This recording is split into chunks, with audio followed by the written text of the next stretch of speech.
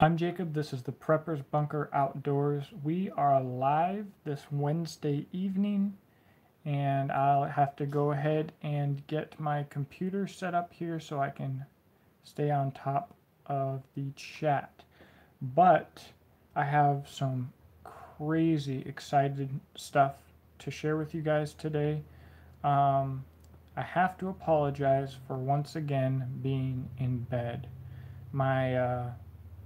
My situation with my broken leg has gotten worse, and I'm having a hard time getting around. So, but I am seeing an orthopedic surgeon tomorrow morning. Lord willing, we'll have a surgery and get things squared away. But to jump right into things, I want to remind you guys that for only 10 items, there's a sale for the universal bottle holder. The first 10 that use the coupon code H2O will get $5 off only on Camel universal bottle holders. So make sure to take advantage of that. A lot of people have been waiting on news on the Gunslinger for a long time. How are you doing, Jack? I am very excited to show you a couple things. First off, our pre-production prototypes came in. They have been milled, and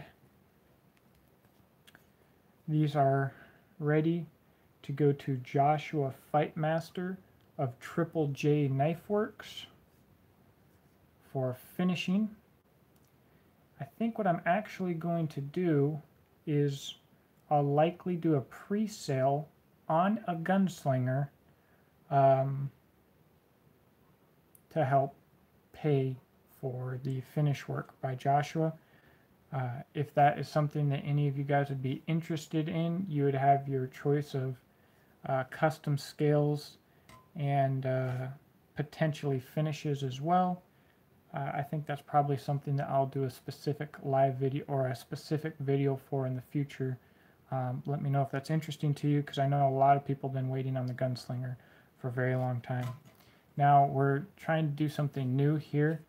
You'll see this large cutout, and what we're going to do with that is we're going to have a perfectly fit carbon fiber spacer in there, and it weighs almost nothing, but should be incredibly strong.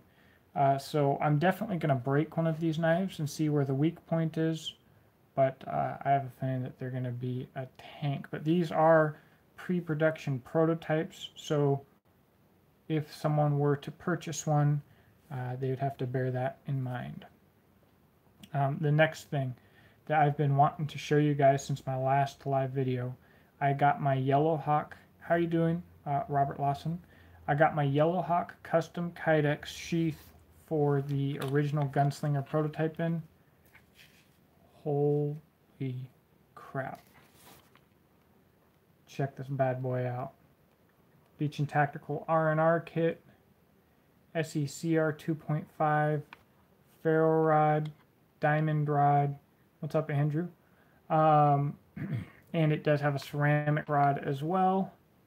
And Beach and Tactical baldric, the one that I've been carrying and really like. So this thing is a monstrosity. It's beautiful. I'll whip out the Gunslinger in a moment, but I want to show you the belt dangler. I took the belt dangler off because of right now this is primarily going to be set up for baldric carry, but if I'm going to carry it on the belt, look at the detail that Doug does on these danglers. Put my initials in there. Doggone phone won't show you how good this looks. Doug's work is just phenomenal. So here's the Gunslinger. I've seen a lot of changes since it was made, specifically in finish.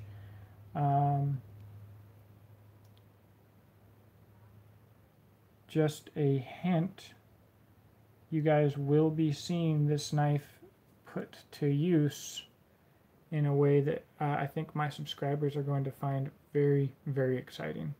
But I can't give you any details on it. It's G14 classified. All right. Oh, Tyler Lawson. I wouldn't have known that, but good to have you, bud. Let me get this thing put back in here. I love... Okay, so on the back side of this, we have some Molly stuff as well. Everything's super overbuilt. Here's the CR 2.5. Let me see if I can do this in... Just beautiful, beautiful retention, guys, on one of my favorite knives. Doug said that if I had asked him, he could make this sheath so that it was belt compatible. So just so you know, he can make a piggyback sheath system where you can unscrew your small knife, put a belt dangler on it, and wear it on your belt. I wish I would have asked him before he made it, because when I thought of it and talked to him about it, he said he could do it, and that would be super, super cool. And the last big thing that I have for you guys this evening, that I'm not going to be able to show you as well as as I should, is this. Just today, I got my Poncho in from Wilderness Innovations. They make stuff custom by hand to order, just like I do. So it took a little while, but when you want to buy quality and you want to get exactly what you want, that's what it takes. I got it with some hammock straps. It comes in a matching bag. I've already showed you. I got it in ATAX AU. Let me pull this thing out here. I'm telling you, life has just been a struggle since this injury. Alright, so kind of wrapped up here. Poncho survival shelter that you can also use as a hammock.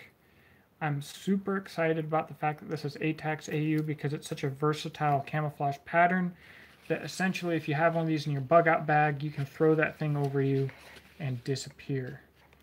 These are the straps that it came with here. This thin little... I'm not exactly sure how to use these yet. I will get up to speed. Let me see if I can post a link. But this was paid for through Patreon, guys. My patrons, I can't thank you enough. And what I want you guys to understand about this is a lot of YouTube channels make good money. And they make their money through working with advertisers.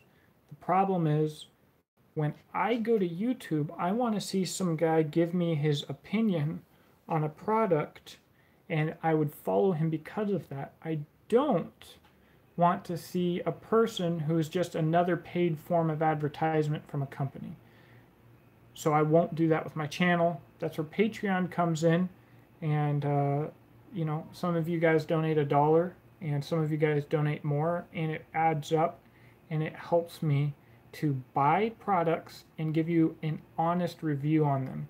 And to me, it's completely unique, and my patrons mean so much to me because they allow me to run my YouTube channel how I think it should be run without dumping more money into it, because to be honest, I've definitely dumped more money into it than I should have.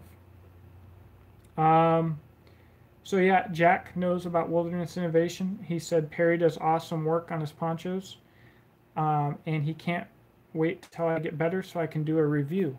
I am so excited to get out there with this thing. I've never slept in a poncho. I kind of considered doing a survival video where I try and travel a long distance, maybe 10 or 15 miles with my broken leg, because it would be survival. I mean, that'd be as legit as it gets.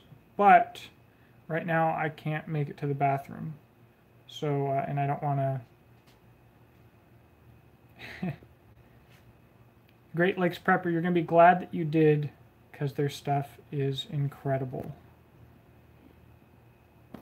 Let me reply to this real quick. I have some sad news. I just had to sell my OG Grizzly, my Dark Timber. That's a super bummer. If I could reach it, I'd grab it, but it's you guys might be familiar with it. It's really sad letting that thing go.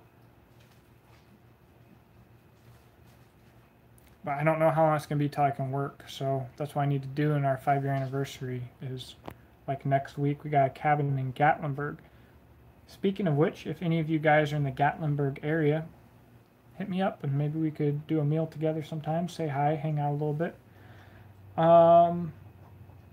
So, anyways, that's about all that I've got for this evening, guys. I'm super excited about the Gunslinger. This knife, I think, if memory serves, I'm hoping to hit a weight of about 20 ounces, so 4 ounces more than a Becker BK9, and a performance level that will have been absolutely untouched by anything in its weight class. Just absolutely, it will demolish anything in its weight class.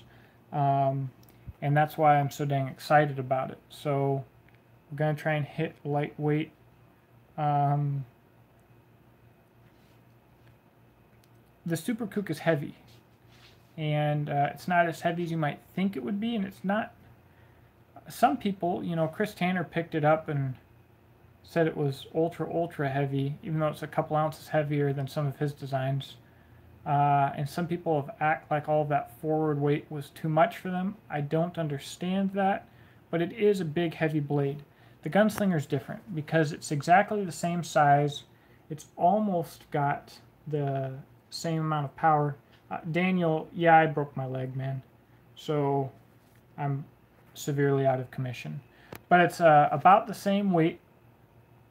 I mean, it's about the same size, significantly lighter, and with similar power.